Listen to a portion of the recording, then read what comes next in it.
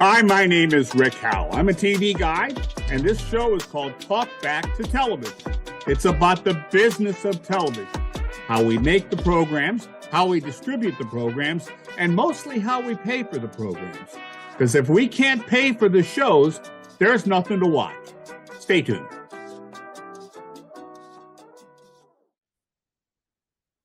Good morning. This is Talk Back to Television, and I'm here with Elana Sofko.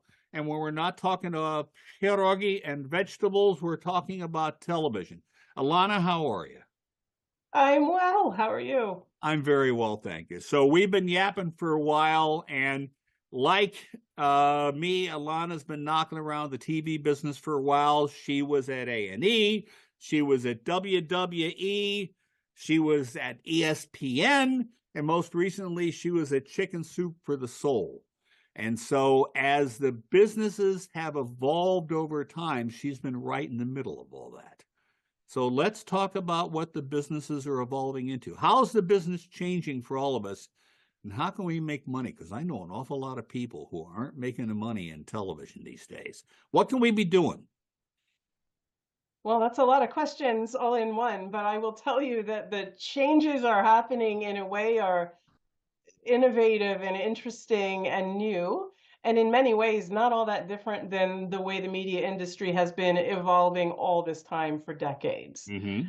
So I find that very interesting, and I find it curious that a lot of people who have had a lot of success in the past are trying to replicate that success by doing things the same way. And that frustrates me a little bit because one of the triggers that make these changes happen comes down to technological innovation, right? Somebody invents something that changes the way people consume content. Sometimes it's the distribution path, sometimes it's what the content is, sometimes it's around the economics by which they get the content. But now today, I think we can all agree people self-serve a lot more than they used to even 20 years ago. And so when that happens, when you have this technological innovation that changes consumer behavior, it kind of breaks the economy of what everyone was doing before. Right. And the economy has to remake itself before anyone can really do anything. And a lot of companies struggle through that, particularly ones with bigger, say, legacy businesses that they need to keep supporting while they're trying to do something new or evolve. But really, it's a time of opportunity. If you don't take the lens of, well, this is how we do things in media, you take a new lens of, well, what can I make with this? Right. And when you get past the joke of, oh, well, I could make a hat, a brooch, or a pterodactyl with this, you can actually kind of do a bunch of things like what I had been doing at Chicken Soup for the Soul. Right. We were putting together a vertically integrated production studio, entertainment studio that can make its own content, that can finance or participate in the financing of content, sell that content any number of different ways, and use it on our own streaming businesses. So the idea from that came from looking at all of the companies that are great assets and great products and great services that were otherwise undervalued because things had changed, and for whatever reason, the company didn't keep up with those changes. So if you look at the roles you talked about that I'd had, WWE, A&E, ESPN, these were all companies going through radical changes during that period that I worked there. And I got a firsthand front row seat to either effectuate the change, make the change, or learn what happened when you didn't move fast enough. Let's talk about the importance of brand and image. More brand. We know that Cineverse just launched the Bob Ross channel. Okay. Fact of the matter is, if you like Bob Ross, that's what you're going to watch, and you're going to know exactly what you're going to get when you get there. Okay. I have a friend who's launching a baking channel, and pretty damn sure we know he has an audience, and people are going to go there and know exactly what they're going to get when they get there. You go to some streaming channels and it's sort of a mixed bag of old this and old that, and I'm not quite sure what it is. Do we have too many people who are launching streaming channels who just don't know what they're doing? Well, I wouldn't say they don't know what they're doing. They certainly have access to a monetizable asset and a platform for which to do that. Making sure you know that you're a standout because of your brand or any other unique attribute of what you're bringing in is really, really important, particularly now in this proliferation era. It'll consolidate a bit, but discoverability is a big problem now. And you can draw a clean parallel to call it cable television in the early 90s when things started going digital, Yeah. right? And what Mhm. you saw were these digital channels that may or may not have had a clear identity, but they were merchandising catalogs, right? Stuff you could start with without having to make anything new. Well, that's really what's happening with fast channels. The difference being who owns the last mile, right? Yeah. Whose job is it to deliver content to the end user, and who Yeah. owns the relationship with the end user, and how expensive and hard that can be, Yeah. right? It was in TV and cable that was always chopped up by other value chain participants, right? The MSOs or MVPDs or the networks and the station groups, right? And in streaming, it's all on you and it cuts your margin back. So without a strong brand or a marketing campaign that's clever or some unique attribute, discoverability is now and will remain a problem for some time. You talk about the 90s, and my memory is that that was the period where Discovery looked at their content library and said, well, we can flip it this way and make one channel, flip it this way and make another channel, flip it this way, make a third channel. And that's how we ended up with Animal Planet 1, Animal Planet 2, and Animal Planet 3, for God's sakes. All basically the same stuff rattled around because they Yeah. could get distribution. I don't think anybody can afford to do that. Well, it's hard, I mean, there's content out there if you have cash to amass it with, but there are also unrealistic expectations of what the value is right now in this space. I don't think it'll always be this way. Ted Turner did what you just described too with the MGM library, Yes, right? he He did. cut it into like 12 different channels, Yes, he right? did.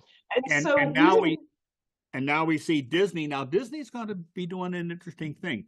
They're taking Disney Plus and they're going to create fast channels inside Disney Plus. And I'm expecting there's going to be obviously a Marvel channel. Hell, inside of Marvel there could be a Captain America channel and an Iron Man channel, right? All that, and a handful of different Star Wars channels. And the fact of the matter is, you go to any one of those, you know exactly what you're going to get. The trick yes. is, how much do you have to spend to get there? How many eyeballs do you get? And how do you monetize the damn thing? I think there's going to be a large percentage of fast channels when the market sort of contracts a little bit, and I think that's inevitable. And I don't know how contracted it will get, but I think you'll find that a number of those familiar brand destinations are really just going to be a Barker channel for where you can get the content, where you can start it from the beginning. Oh, I've always felt that fast channels were a bit overstated in their benefit to the end user. there's a little bit of technology we could use there, and I don't think we have it yet. And that is, I could be watching season 2, episode 3 of The Mandalorian and be able to get something right there on the screen, right there on the screen. One click, and I go back to season 1, episode 1. Seems so obvious, but the plumbing to do that is a little tough. But it'll work, wouldn't it? Yes. Yeah, I think so. I think, look, if I had lots and lots and lots of money to burn of my own, I would put it into technology that would support content discovery. I Period. agree with that. I agree with that. I had a friend, I think that we mentioned this before we started. I had a friend who's starting a fast channel, and I said before he starts, take his revenue projections and cut them in half, and then take those and cut them in half again. Because it's late to the game getting started. You got a long road to hoe. It's true. Late entrants tend to have larger marketing budgets and more expensive production budgets than makes sense for what the channel can really do. And that's just I mean, he might be better off buying somebody else's baking channel that isn't as good, and Yeah, leaving some of that stuff on as backfill and then putting his bright shiny object tentpole driver content on top of it. If you were going to start a fast channel right now, we're going to run on time, but I want to hear this. If you were going to start a fast channel right now, kiddo, what would it be? And don't tell me it'd be making pierogi. If I'm starting a fast channel right now, I would pick a genre that has its own endemic audience so that Yes. marketing and programming are a Yes. virtuous circle. It would cut down on both. So I would get a very targeted, and I don't know that it would, any of the genres I'm going to share with you now would be the ones I would choose, but these are the ones that tend to work.